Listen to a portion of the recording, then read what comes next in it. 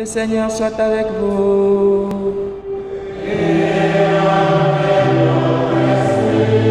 Évangile de Jésus-Christ selon saint Matthieu.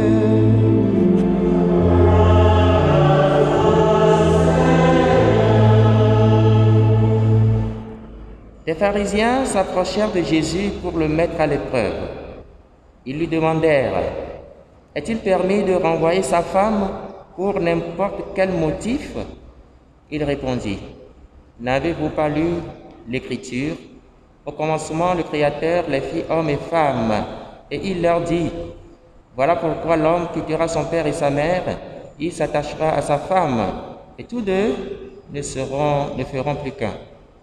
À cause de cela, ils ne sont plus deux, mais un seul. Donc, ce que Dieu a uni, que l'homme ne le sépare pas.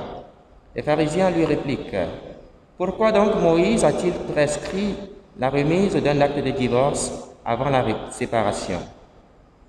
Jésus leur répond: c'est en raison de votre endurcissement que Moïse vous a concédé de renvoyer vos femmes, mais au commencement, il n'en était pas ainsi. Or, je vous le dis, si quelqu'un renvoie sa femme, sauf en cas d'union illégitime, pour en épouser une autre, il est adultère. Ses disciples lui disent: si telle est la condition de l'homme par rapport à la femme, il n'y a pas intérêt à se marier. Il leur répondit: ce n'est pas tout le monde qui peut comprendre cette parole, mais ceux à qui Dieu l'a révélée. Il y a des gens qui ne se marient pas car de naissance, ils en sont incapables. Il y en a qui ne peuvent pas se marier car ils ont été mutilés par les hommes. Il y en a qui ont choisi de ne pas se marier à cause du royaume des cieux. Celui qui peut comprendre, qu'il comprenne. Acclamons la parole de Dieu.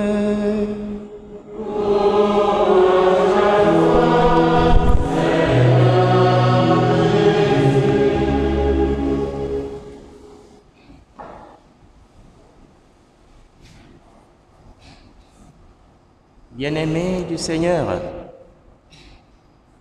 nous avons là dans l'évangile de ce jour un des tests déterminants dans la difficile question du mariage.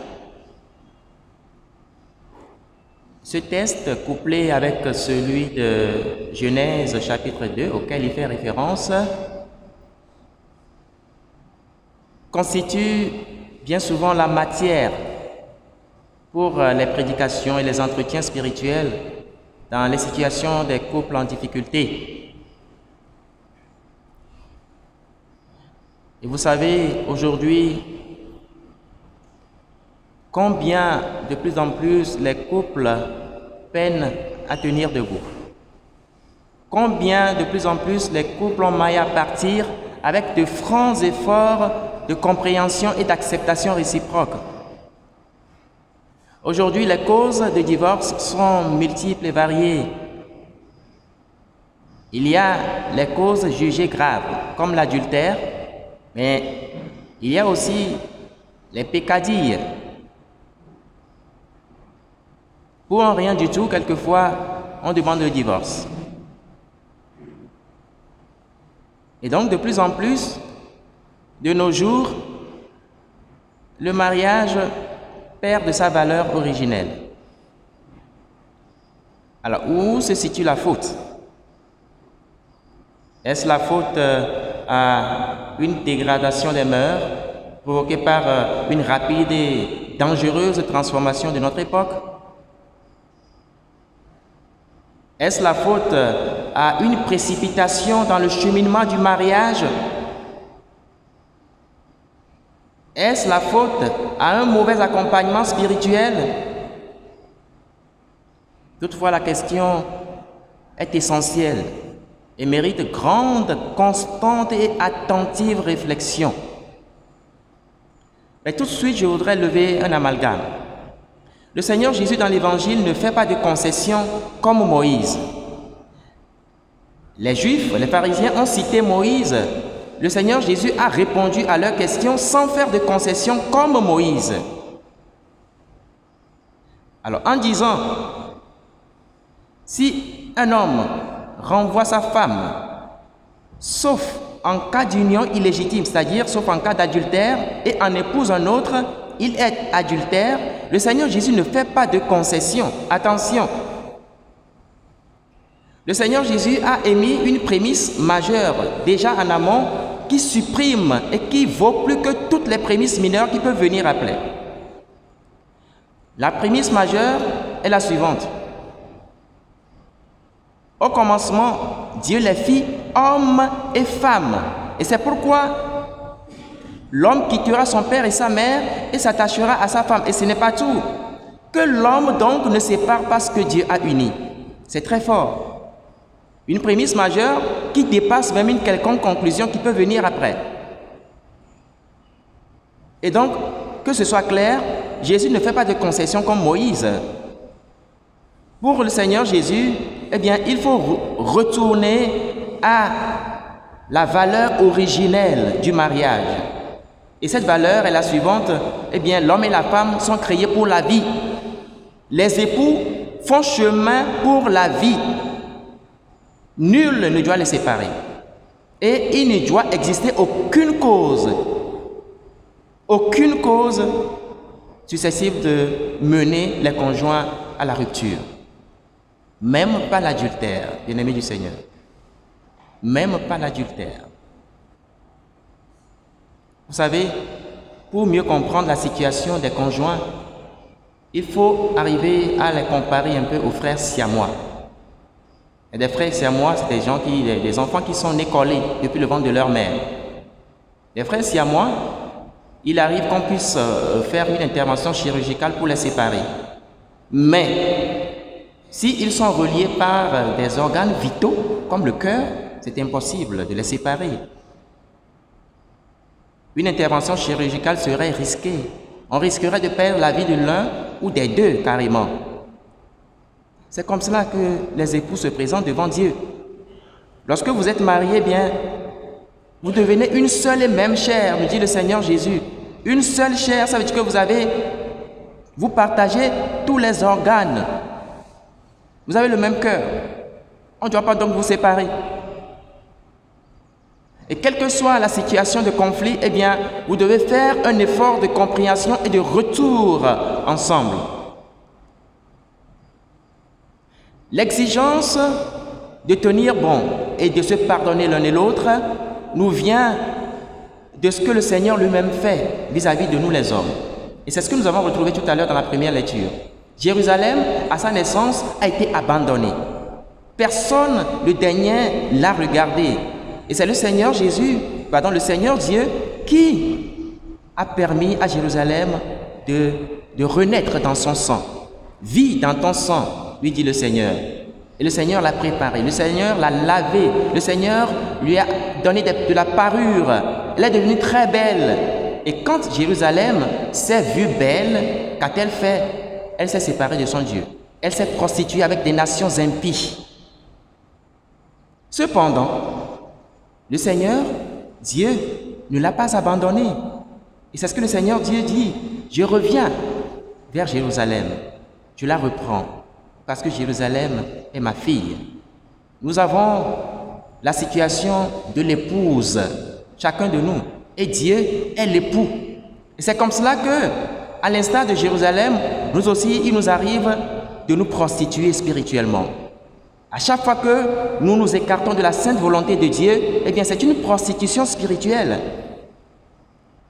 Mais le Seigneur ne nous a jamais abandonnés. Lorsque nous revenons d'un cœur sincère, il nous reprend.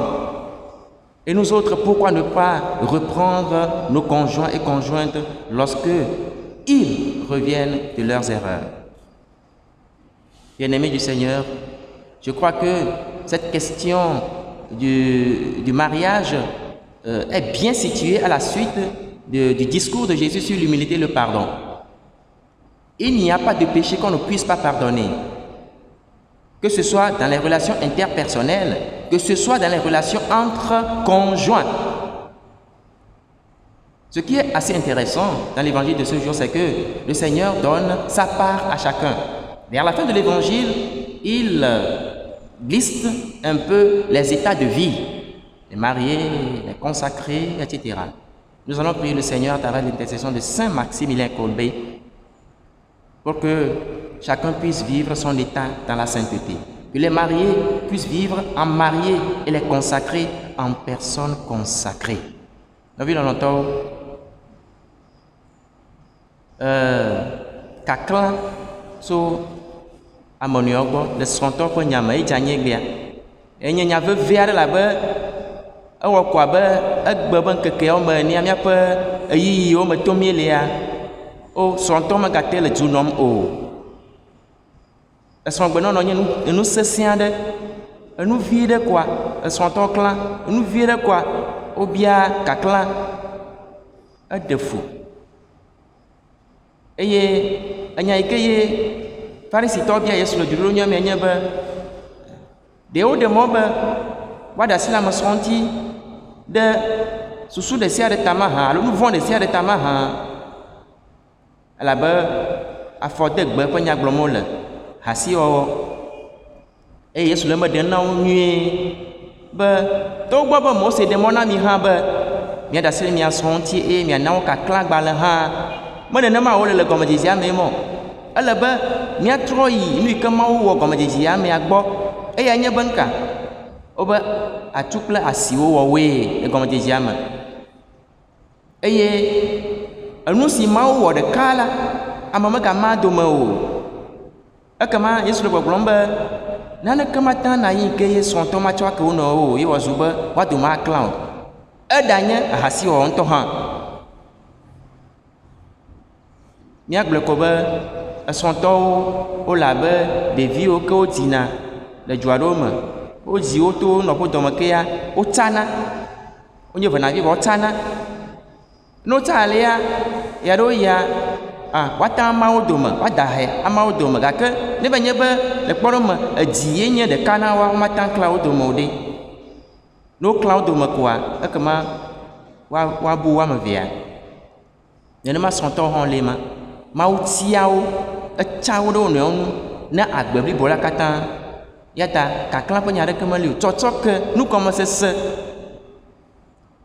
eye míaƒe agbenɔnɔ ɖo ɖa Mawu gbɔa eƒe gɔmeɖeɖe ko ye Yesu wɔ na mí le dzoɖoɖo nyuia me elabe mí kpe le ŋxlẽ gbãtɔ me be nenemae Yerusalem eyi ke wodzi la wogblẽ ɖe ʋu me ame aɖeke me le gbɔ kpɔm o Mawue va kpɔ gbɔ eye wɔ ŋka wodzrae ɖo kekeŋ le tsi nɛ do awu nyiwo nɛ eyi ke Yerusalem kpɔ be yetsi eye yedze tugbe la eŋlɔ ƒe Mawu be eye wòva tia kple Mawu bubuwo ahasiwɔwɔe ma gbɔgbɔme ƒe ahasiwɔwɔe ma gake nu ka Mawu wɔ eyi ke ye Mawu ƒe dɔme gatrɔ ɖe ŋua egana be Yerusalem gatrɔ gbɔ va egbɔ Mawu ya etsɔna nu vɔ̃ ɖe sia ɖe ke na mí eɖanye ahasiwɔwɔ ŋutɔ gɔ̃ hã elabe míawo katã míewɔna ahasi le Mawu ŋuti nenye be míegbe eƒe lɔlɔ̃nudziwɔwɔa nu ka ta míawo ya míematsɔ mía nɔviwo ƒe nu vɔ̃ tsɔ ke o nu ka ta srɔ̃tɔwo womata tsɔ ahasiwɔwɔ gɔ̃ hã ake wo nɔewo esese gake ne míese gɔme be womate aklã wo dome o la ekema míate awɔe míawo katã míatɔ Yesu tsɔe na mí le dzoɖoɖo nyuia ƒe nuwo ame yiwo ke ɖe srɔ̃ la woanɔ srɔ̃ɖelawo ƒe bonu ame yiwo ke meɖe srɔ̃ hã wotsɔ ɖokuiwo na Mawu la woanɔ woƒe bonu Mawu nakpe ɖe mía ŋuti be mía katã míate alé be na nu yi ke Mawu tsɔ na mía ne emlɔenua míate axɔ fetu nyuitɔ tso wo gbɔ amen.